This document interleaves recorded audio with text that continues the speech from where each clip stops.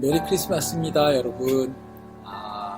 오늘은 성탄절 전날, 우리가 성탄절 이브라고 얘기하는 그날입니다.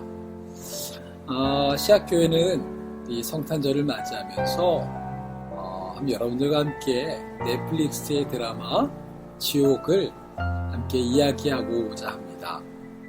이 이야기에 담겨져 있는 교회의 왜곡된 모습들, 또한 이런 것들을 사용하고 있는 이단들이 가지고 있는 메커니즘에 대해서 드라마 리뷰를 통해서 이야기하는 그러한 짧은 시간입니다. 크리스마스에 좀 더 멋지고 좋은 선물을 여러분에게 전달해주고 싶었는데, 오늘은 이 이야기로 여러분에게 선물을 대신할까 합니다. 여러분, 성탄절 전날 행복하게 보내시며 이 이야기들의 마음을 그리고 잠시 생각을 모아주시면 감사하겠습니다. 감사합니다. 오늘은 드라마 지옥 리뷰를 하려고 합니다. 빨리 했었어야 되는데 제가 드라마를 계속 못 보다가 며칠 전에 몰아보기를 좀 했어요. 웹툰은 못 봤고요. 드라마를 통해서 정말 다양한 이야기를 할 수 있을 것 같은데, 저는 종교와 사이비 종교의 측면으로만 국한시켜서 이야기를 좀 해보려고 해요. 그리고 드라마의 시간적 순서가 아니라 몇몇 장면들을 좀 순서와 상관없이 가져와서 주제를 정해서 이야기를 좀 한번 해볼게요. 스포가 가득하니까 드라마를 보신 분들이나 내용을 알아도 관계없다고 하시는 분들만 이 영상을 보시는 편이 나을 것 같습니다. 자신과 가족과 친구의 죄를 숨기지 말아야 합니다. 그럼 고지는 뭐예요? 글쎄 모릅니다. 그게 신인지 뭔지. 하지만 문제는 이 현상의 해석에 있어서 새 진료회가 독점적 권한을 가지고 있다는 거예요. 이거 그냥 재해예요, 재해. 누가 누구를 벌하고 벌 주고 하는 그런 게 아니란 말입니다. 우선 단순한 이야기부터 좀 풀어가면 좋겠는데요. 첫 번째 주제는 해석의 독점이 가져오는 폐단입니다. 새진료회는 해석을 독점해서 권력화를 이룬 집단이죠. 고지라고 하는 불확실성에다가 죄라는 답변을 시도했어요. 그 답변이 사람들에게 소위 극적으로 먹힐 수 있었던 계기가 바로 박정자를 대상으로 한 시연이었죠. 새진리회가 해석을 독점할 수 있었던 이유를 순차적으로 좀 생각을 해볼게요. 해석의 독점 전에 이루어진 건 선점이에요. 그런데 그 선점이 너무 강력했던 거죠. 정진수는 10년 동안 판을 깔았어요. 그리고 화살촉은 추측성 정보를 나열하면서 선동을 했고, 그 결과 박정자는 죄인으로 낙인 찍혔습니다. 그리고 눈에 보이는 시연으로 방점을 찍죠. 그러니까 박정자의 시연은 대혼란을 가져왔고, 그 누구도 마땅한 해석을 내놓지 못하고 있을 때 새진리회는 해석을 내놓으면서 혼란을 빠르게 수습한 거죠. 임상심리학자 앤 윌슨 셰프는 그에 져서 중독 사회에서 혼란이 가져오는 역할에 대해서 지적을 한 바 있어요. 그러니까 혼란은 사람들을 무기력하게 만들어서 통제하기 쉽게 만드는 특성이 있다고 하죠. 그러니까 혼란에 휩싸인 사회만큼 통제하기 쉬운 사회가 없다고 이야기를 하거든요. 혼란은 사람들을 무지하게 만들고 자신의 삶에 대해서 책임을 지지 못하게 가로막는다라고 이야기를 합니다. 즉 방금 언급했지만 새진리회는 오랜 시간 동안 정진수가 깔아놓은 판, 화살촉의 선동 등으로 박정자의 시연으로 발생한 혼란을 빠르게 수습하면서 해석을 선점하고 동시에 독점권을 가지고 옵니다. 후반부에 고지를 받은 아이 엄마 송소연이 새진리회를 찾아가잖아요. 그 남편의 메시지나 전화를 피하는 장면이 나오는데, 이게 사람들한테 고구마 먹이는 모습이거든요. 그런데 단순히 고구마가 아니라 인간의 연약함을 보여주는 장면이라고 생각을 해요. 그러니까 우리 주변에 성행하는 병 고쳐준다는 이상한 기도원들 보시면 의학과 과학이 아무리 발달해도 이런 것들은 절대 없어지지 않을 것이거든요. 그러니까 현대의학으로 해결할 수 없는 문제를 만난 사람들이 어쩔 수 없이 찾아가는 건데, 우리가 지푸라기라도 잡고 싶은 그 심정을 함부로 정죄할 수는 없잖아요. 내가 그렇게 될 수도 있는 거거든요. 그런데 문제는 새진리회 해석이 틀렸고, 정진수 의장도 이대 의장인 김정칠도 그걸 알고 있었다는 점이죠. 사이비 종교의 특징이 여기서도 나타나요. 사이비 종교는 교주가 대부분 사기판이라는 걸 알고 있고, 몇몇 사람들의 특수한 목적 혹은 욕망을 위해서 암묵적 동의 하에서 만들어집니다.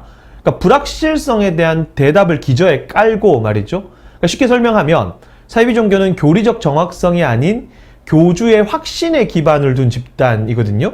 그러니까 사이비 종교에서는 교리가 얼마나 정교하느냐 보다는 교주가 얼마나 불확실성을 해소해 주는가, 이게 훨씬 중요합니다.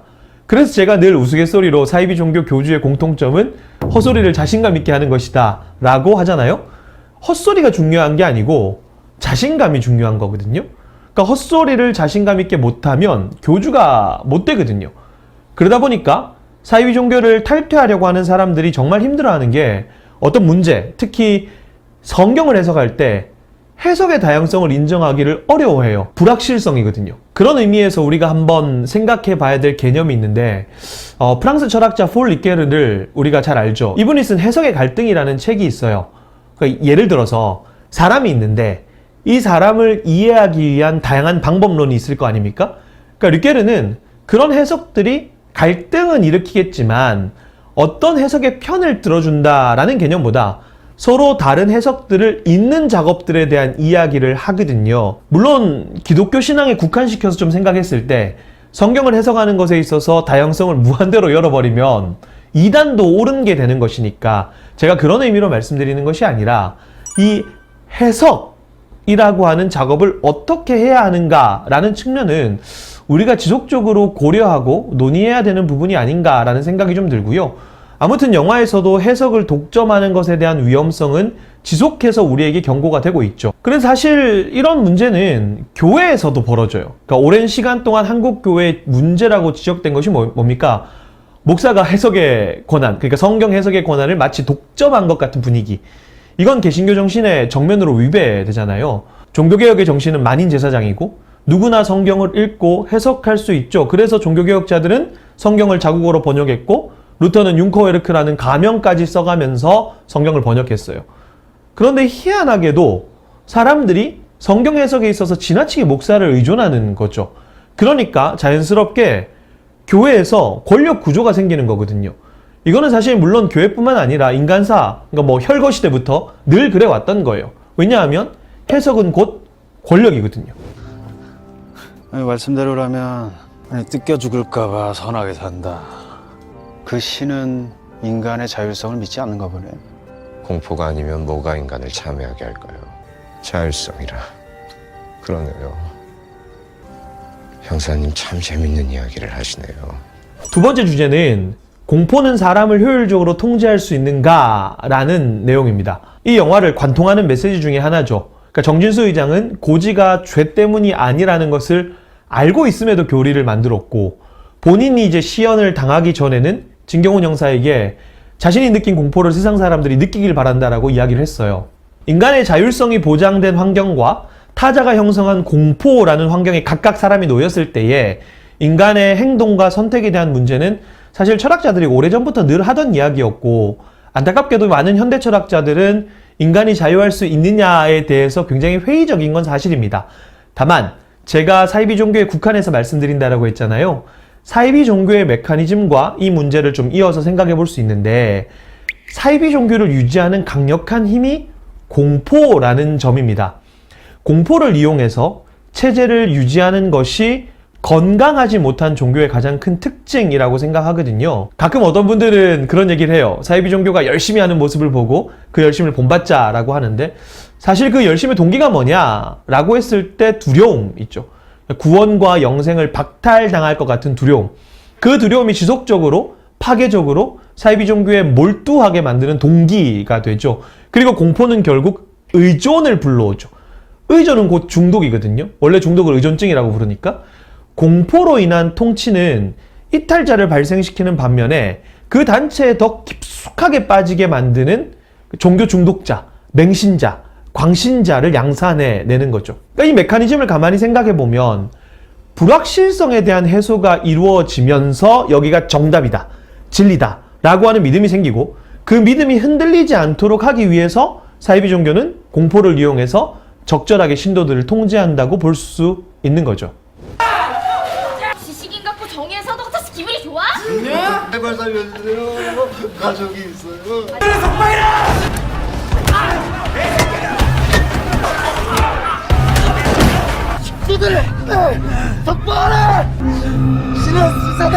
세 번째 주제는 종교가 만드는 도덕성 상실과 공감 능력 결여입니다. 사이비 종교의 폭력성은 늘 있어 왔던 거죠. 2014년 5월 중국의 한 맥도날드 매장에서 우리를 깜짝 놀라게 한 사건이 있었어요. 동방번개라고 하는 여러분 중국에서 발생한 사이비 종교를 알고 계실 텐데 그 신도들이 일가족이었거든요. 신도들이 여성을 포섭을 하려고 했는데 이 여성이 거절을 하자 그 신도 일가족이 그 자리에서 폭력을 행사해서 그 여성을 사망하게 만들었거든요. 사람들은 깜짝 놀랐어요. 도대체 왜 그런 일이 벌어졌을까? 그런데 이 일가족 중에 한 아이가 그 여성을 향해서 마귀다라고 이야기를 했어요.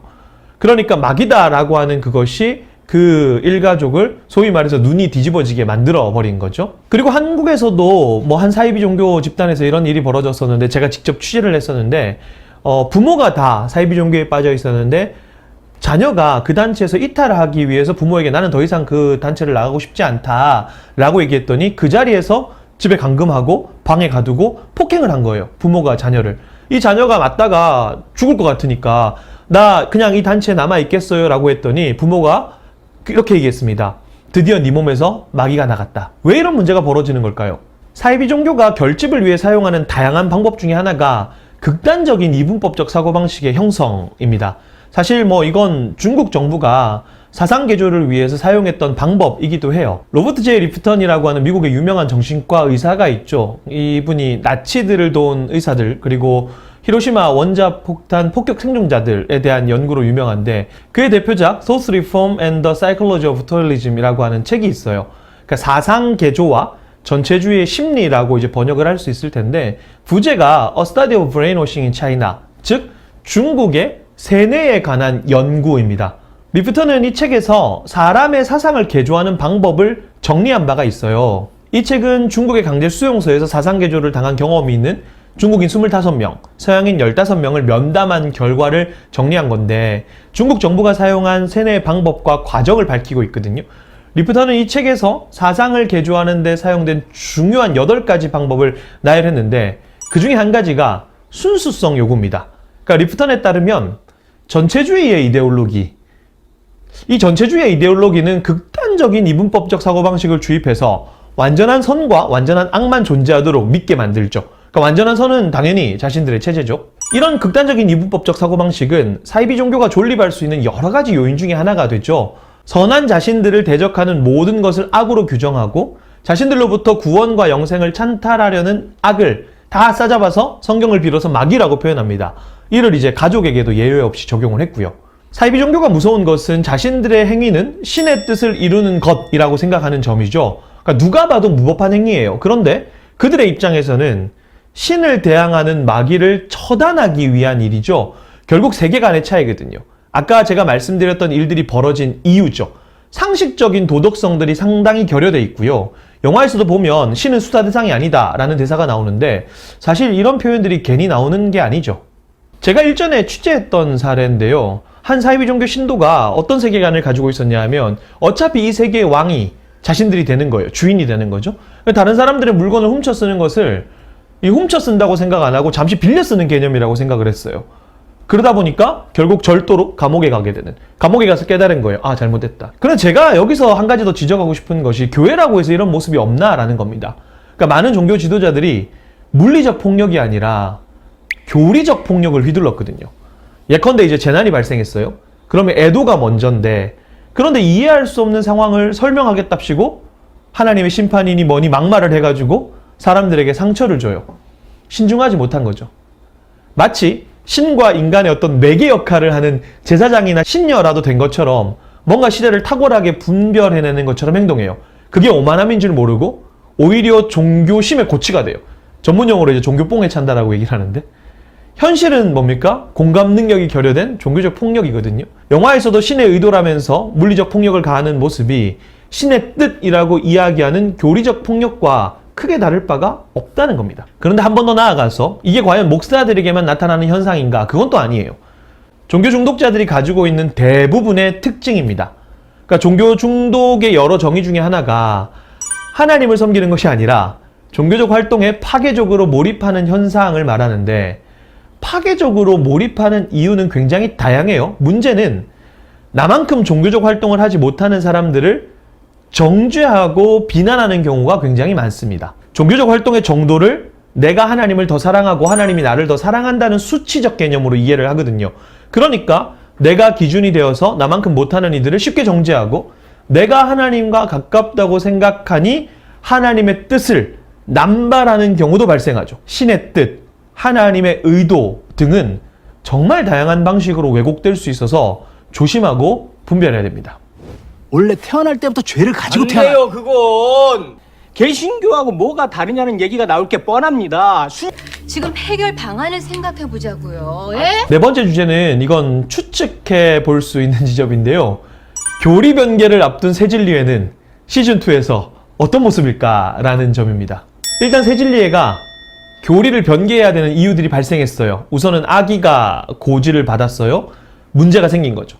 지금까지 고지는 죄가 있어야 받는 건데 아기가 무슨 죄가 있느냐라는 대답을 해야 돼요. 왜냐하면 새진리회에서 말했던 죄는 굉장히 직관적인 것들이었거든요. 그래서 의장단들이 모여서 원죄론으로 가자. 뭐 그러면 개신교랑 다를 게 뭐냐?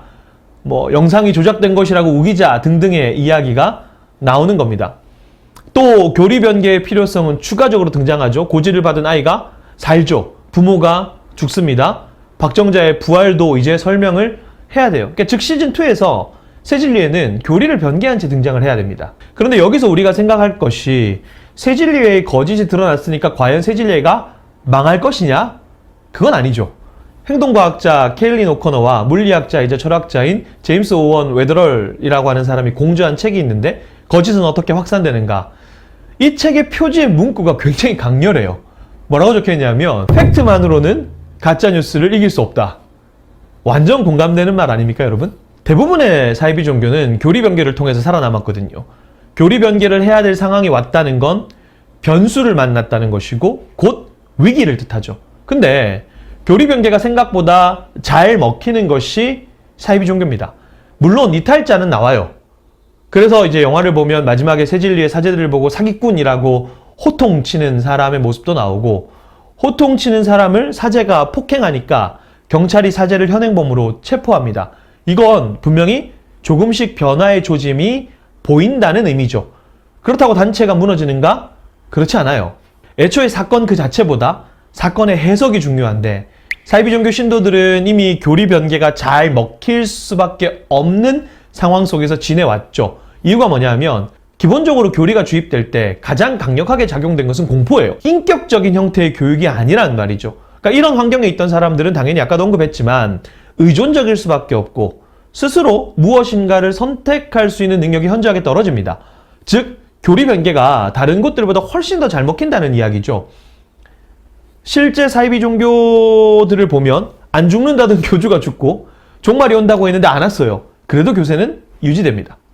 오히려 교리 변개를 겪는 과정에서 사이비 종교 단체에 남아있는 사람들은 이전보다 훨씬 더 단체를 맹신하게 되죠. 그렇게 남은 사람들로 사이비 종교는 유지가 되고 이전보다 더 폭력적이고 파괴적인 모습을 보여줍니다. 영화에서는 어떨지 모르겠지만 이게 만약 실제했다면 새진리회는 새진리회대로 교세를 유지하고 또 하나 중요한 것은 이 건에 대한 해석을 새롭게 하는 아류들이 발생해서 통제는 더 어려워질 겁니다. 아류들은 새진리회를 헌진리회라고 비판하면서 새진리회에서 이탈한 사람들 혹은 새로운 사람들을 포섭해서 세력을 구축할 겁니다. 현실에서는 이런 수순이 당연한 건데 드라마에서는 어떻게 될지 궁금합니다. 자, 이렇게 지옥을 좀 살펴보았는데요. 사실 이것 외에 이야기할 수 있는 부분은 많이 있더라고요. 대표적으로 지옥은 미디어에 대해 다양한 방식으로 우리에게 메시지를 던진다고 생각을 하거든요. 근데 영상이 너무 길어질 것 같기도 하고 그쪽 영역을 더 연구하신 분들이 내놓은 해석을 보시는 편이 나을 것 같다는 생각이 들어서 제가 이제 영상을 시작하면서 처음에도 말씀드렸지만 종교와 사이비 종교의 측면으로만 좀 풀어보았습니다. 분명히 우리가 생각하고 고민할 지점이 있는 것 같아요. 어떤 부분은 생각만으로 그치지 않고 우리의 행동으로 좀 이어져야 되지 않을까 싶고요. 아무튼 되게 재밌게 보았고요. 시즌2를 기대하면서 리뷰는 여기서 마치도록 하겠습니다. 감사합니다.